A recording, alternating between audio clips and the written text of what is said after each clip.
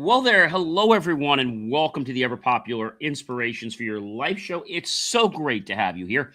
If this is your very first time with me, I want to take the opportunity to say welcome. And of course, I want to say thank you.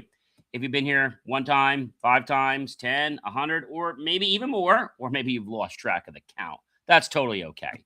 I'd like to take the opportunity to say thank you, welcome, but I also want to say the words welcome back. Always great to have people that enjoy the quality of my content and want to keep using it to enhance the quality of their lives. So, welcome everyone. And yes, welcome back to the people that have been here before. Don't forget to check out believemeachieve.com for more of my amazing, inspiring creations, which you can do incidentally 24 hours a day. Do that after the show is over. I have some delicious RO water, a little trick on this. Put a few cubes of ice in. It really maintains the temperature.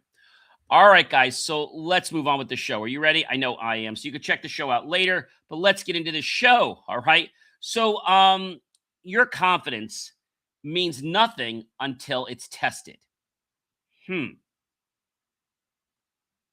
Series 5, Show 35, Episode 5, Wednesday. Welcome to Inspirations for Your Life. I'm John C. Morley.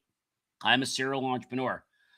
I'm an engineer, marketing specialist, video producer, podcast host, coach, keynote speaker, graduate student at Montclair State University, a passionate lifelong learner, and so grateful now to be a published author. Yes, very grateful for that.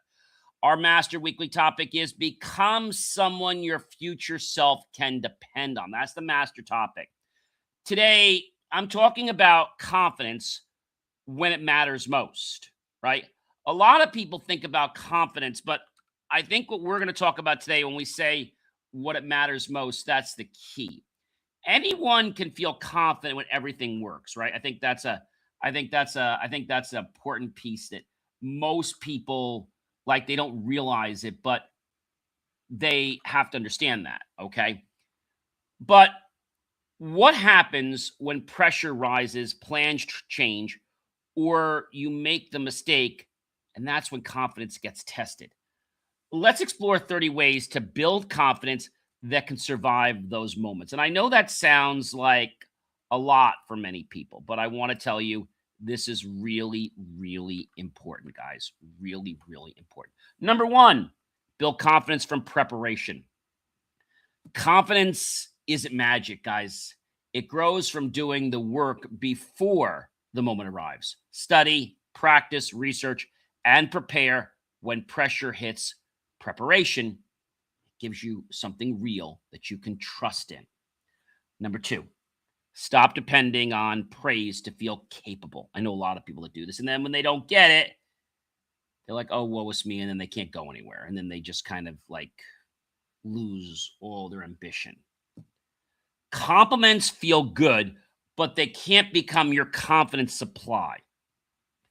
If you need approval to believe you're capable, you've given other people too much control over how you see yourself. You're the one that should be making the decisions, not other people, guys. Number three, know what you can handle. Confidence isn't pretending you can do everything. Know your strengths, limitations, and where you need help. Accurate self-knowledge creates stronger confidence than pretending. Many people try to pretend because they think that's the right thing, but then it just causes people to just be superficial.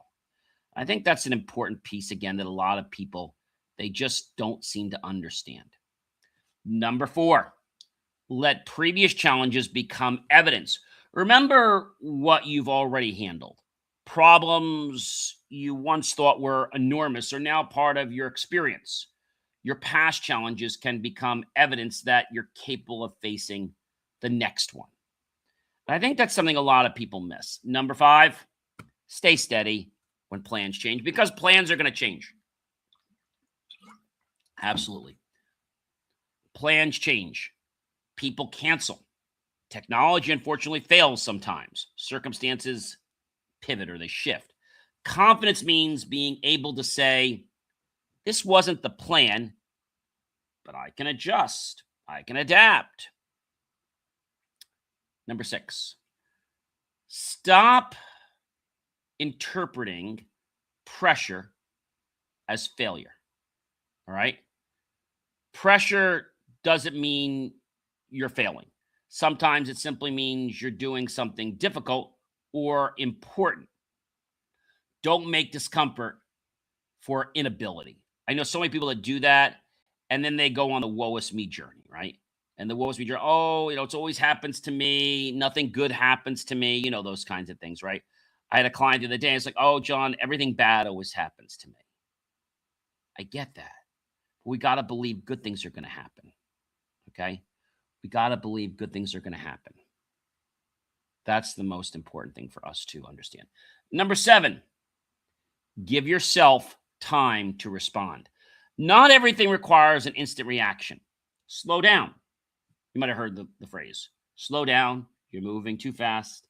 You got to make the morning last. Yeah. Slow down and understand what happened. Gather the facts and then respond. A thoughtful response usually beats an emotional reaction. Okay. Number 8, practice thinking while uncomfortable. Many people stop thinking when they're uncomfortable. Like, oh, I don't want to do this. This is uncomfortable. Okay, it's uncomfortable. Deal with it. All right. Deal with it. That's probably the most important thing that I can tell you is that you need to deal with it. All right. You won't develop confidence under pressure by avoiding discomfort. Unfortunately, guys, you're not. And I think that's a problem for a lot of people. They think that, they can weasel around the discomfort. They don't need to be discomforting. But the truth of the matter is, they're really only fooling themselves. They're fooling themselves. That's an important piece, guys. Very important piece. Learn to think and communicate while you're nervous, uncertain, or challenged. Discomfort doesn't have to shut down your full abilities. But I know many people it does because it attacks their confidence. It attacks their belief. It attacks emotion. It attacks their substance. And that attacks their credibility and their aptitude to do something. Number 9, don't let one mistake erase your confidence because, guys, that's important. Okay. You make mistakes. It happens. A mistake proves you made a mistake. Okay. It doesn't prove you're incompetent.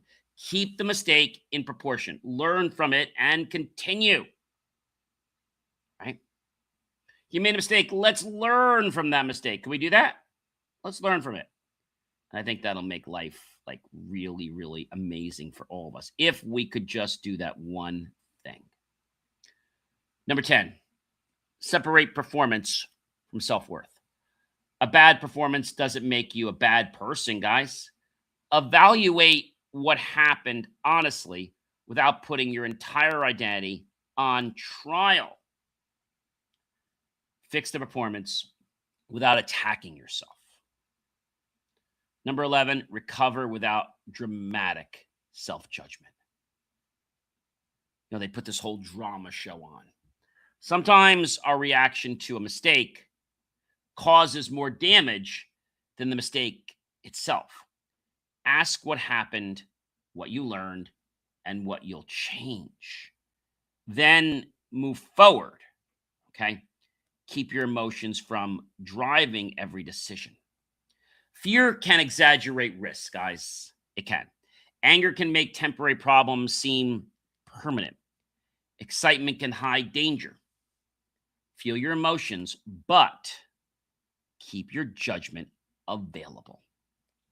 Number 13, build confidence behind the scenes. Some of your strongest confidence gets built when nobody is watching, guys. Practice, study, train, ask questions, and improve. Public confidence often comes from private preparation.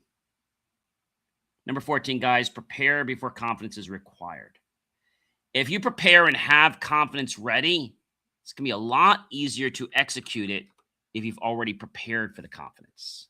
Right? I think that's a big win for everybody. We've got to prepare for the confidence, and then you have it at your disposal to use. Don't wait until the presentation, the negotiation, the meeting, or the crisis to say, oh my gosh, I got to prepare confidence. But build the skill before you need it. What they always say in credit, you ask to borrow money when you need it, you don't get it. If you plan to get the money when you don't need it, you'll get it. Confidence becomes easier when preparation comes first. But so many people, they fail to plan, and thus they've directly planned to fail. If you fail to plan, then you've directly planned to fail. Number 15, stop borrowing confidence from other people. Encouragement matters, but eventually you need your own evidence. You need to say, I prepared. I know what I know. I can handle the next step. That's a belief, guys. That's a belief. And if you cannot act on a belief, you'll have problems. Every thought we have becomes a reality. Now, not in 24 minutes or in 24 hours, but it becomes that. Okay? It becomes that. That's important, guys. It's very important to understand that.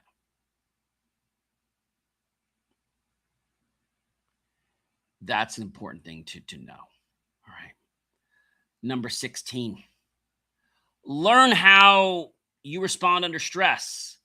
Do you know how you respond under stress? You should know. Do you rush? Do you freeze? Do you become defensive? Or better yet, do you stop listening? Understanding your stress response gives you something specific to improve. You can't manage a pattern you never notice, guys. You can't. Number 17, strengthen the weak points you can improve. Pressure exposes weaknesses. Good. Now you know where improvement is needed. Don't be embarrassed by useful information. Turn that weakness into assignments. And again, it's going to feel uncomfortable, guys. It's going to feel uncomfortable. I'm sorry, but it's going to feel uncomfortable. And that's a real important thing for us to really understand. Okay. Number 18, accept what you cannot control. You can prepare perfectly and still encounter surprises.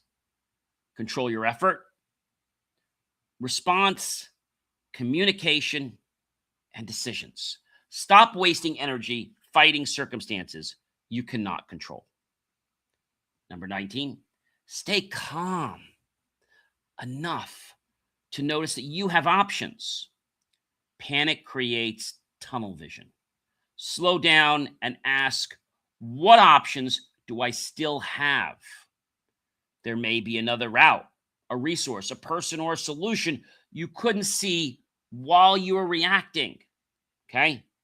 Don't make fear larger than the facts. Number 20. Fear fills uncertainty with worst case scenarios. And a lot of times when people do this, they make the situation 10 or 100 times worse than what it really is.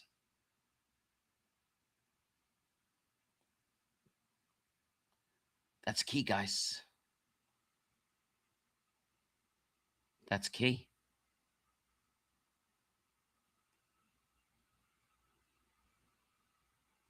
You understand that?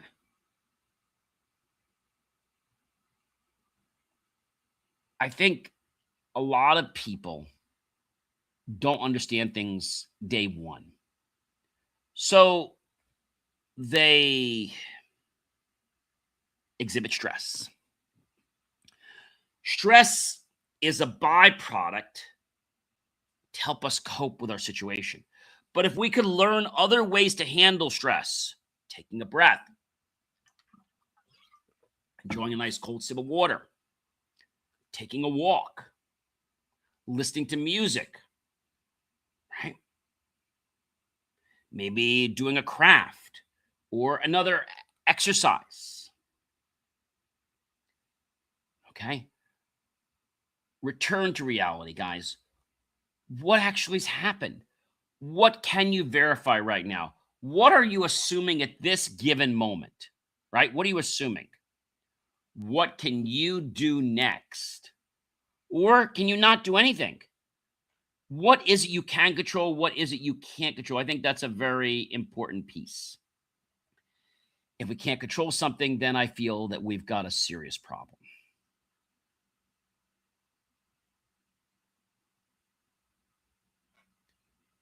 And this might be something you don't understand today because you've been into this capsule of stress and you respond because that's the only thing you know how to do. The body can be reprogrammed to not do those things that can damage and hurt our bodies. Right? These are important things, guys. But many of you won't acknowledge this. You know why? Because of this, the ego. The ego gets involved and says, you know what? I know what to do. And suddenly you're in this big stress ball. And it gets worse. You don't know how to handle it. Number 21, guys. Remember what you've already survived because you've survived a lot in your life. Your history contains evidence. Think about the difficult situations, the setbacks, the changes and challenges, and the problems you thought might stop you. They didn't. You found a way to move forward before. You'll do it again. You'll do it again. Have faith and belief in yourself. Number 22, guys. Let pressure reveal your training because it will. Pressure reveals what you've practiced when you prepared repeatedly. You have fundamentals to return to when circumstances become unfamiliar. You do. But you take the time to pause about this, or do you just say, well, I don't know. And then you get yourself into the stress boat again. All because you thought you couldn't do it. Number 23, become comfortable making adjustments. Changing the plan isn't automatically failure, guys. Sometimes adapting is exactly what competence requires. Don't continue doing something ineffective just because changing direction feels uncomfortable. Uncomfortable. Number 24. Stop expecting yourself to feel fearless. You don't need to do that, guys. You can be nervous and prepared at the same time. You can be uncomfortable and capable. Confidence isn't eliminating fear. It's continuing to think responsibly while fear is present. Number 25, guys, trust preparation more than the adrenaline. So, adrenaline provides temporary energy, right? Preparation, on the other hand, provides capability. Under pressure, return to your knowledge, okay? Process, practice, and experience. But many people do not do this because they think they don't need to. Number 26, guys, keep your thinking available under pressure. When everyone else reacts, can you still listen, evaluate, communicate, and recognize the options before you? Maintaining your ability to think under pressure can become a tremendous advantage. Number 27, return to what you know. When everything feels chaotic, return to fundamentals. What do you know? What can you verify? What can you control? What is the next useful action? That's the game. Number 28, confidence grows from tested capability. See, this is when confidence becomes real. You prepared, you faced some difficulty or challenges, and you morphed or you adjusted, you pivoted, and then you continued on your path, right? If you're on a road and there's something in the way, you turn the wheel, you pivot your path, and you continue on your way. Now, you don't just believe you're capable. You have evidence of doing this. You've been doing it in your life your whole time. You're a resilient being. Number 29, become steadier each time you're challenged. The goal isn't eliminating pressure, guys. It's becoming better at handling it. Pressure's going to exist, but how we choose to handle it, how we choose to respond is the key. Now, we can't change others, and then we're not trying to. But when we change the way we respond, other people change the way they respond too. Every challenge can teach you something about your preparation, your emotions, your judgment, and guess what? Your recovery. That's a lot, guys. But you do this subconsciously in your head. Number 30. Build confidence that pressure cannot easily take away. Build confidence rooted in preparation. Competence, experience, recovery, and evidence. That's far stronger than confidence dependent on applause or perfect conditions. You see, perfect conditions, guys, they don't exist. As I get ready to wrap this show up and close it today, here's what I want you to remember, okay? Today, untested confidence is easy. Tested confidence is earned. You discover the strength of your confidence when something goes wrong and you can still think. When somebody questions you and you remain grounded. When the plan changes and you adjust. When you make a mistake and recover instead of allowing it to define you. Yeah, you're doing it. You're winning. Pressure isn't automatically evidence that you're failing. Sometimes pressure is simply revealing what your preparation has built. Our master weekly topic for this week is become someone your future self can depend on. And your future needs more than a version of who feels confident when everything cooperates. Your future needs someone who can stay capable when it doesn't. Don't spend all your energy trying to feel confident. You'll burn out. Become prepared. Become confident. Gain experience. Study your reactions. Strengthen your weakness. Learn from mistakes. Remember what you've already overcome. Every challenge you handle gives you evidence that you can think, adapt, recover, and continue. Eventually, confidence changes from, I hope I can handle this, to, I've been challenged before. I've learned from it, and I trust myself to respond, and I can do it again, again, and again. Ladies and gentlemen, you don't control every challenge.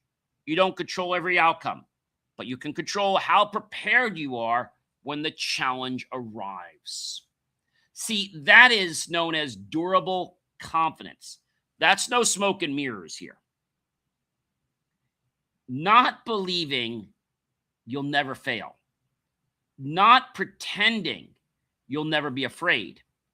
Not needing everyone to tell you you're capable. It's knowing that when something difficult happens, you can still think, make adjustments, learn, recover, and take the next responsible step. Ladies and gentlemen, I am John C. Morley, serial entrepreneur And I thank you so much for choosing to join me for another amazing episode of the Inspirations for Your Life show. Ladies and gentlemen, prepare before you're tested. Think while you're uncomfortable. Adjust when it's necessary. And that adjustment doesn't need to be a full turn. It could just be a tiny little micro turn. Micro adjustments can be the difference in a correct blade coming out of a machine and one that's either dull or one that's too sharp. Adjust when necessary. Remember to recover when you miss, because you will miss sometimes. Trust what you've trained yourself and keep becoming someone your future can depend on. Now, all this sounds like a lot of great talk. It's not talk. Go back in your mind and relive the experiences of how you were resilient in a situation, how you handled it, how you didn't blow up, how you managed the team or just you in the situation. Does that make sense? I know that sounds hard, but you already have done it. And guess what, guys? You could do it again, again, again, again, and again, and again. You see, ladies and gentlemen, your confidence means nothing until it's actually tested. Seems logical, doesn't it? It is. So that means we need to test. We need to build the kind that survives the test. And if the test fails, we need to go back to the drawing board with our head held high, not in our lap like, oh, woe is me. No, our head held high and retool where we're going. Not hard. Something you guys can do every single day of your life. Okay?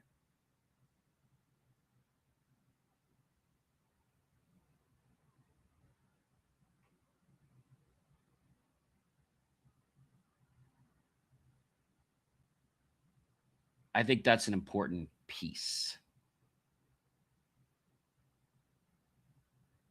I think it's a very important piece for us to be acknowledging. So I'm John C. Morley, serial entrepreneur. Be sure to check out BelieveMeAchieve.com for more of my amazing, inspiring creations. Have a great one, everyone. Be well.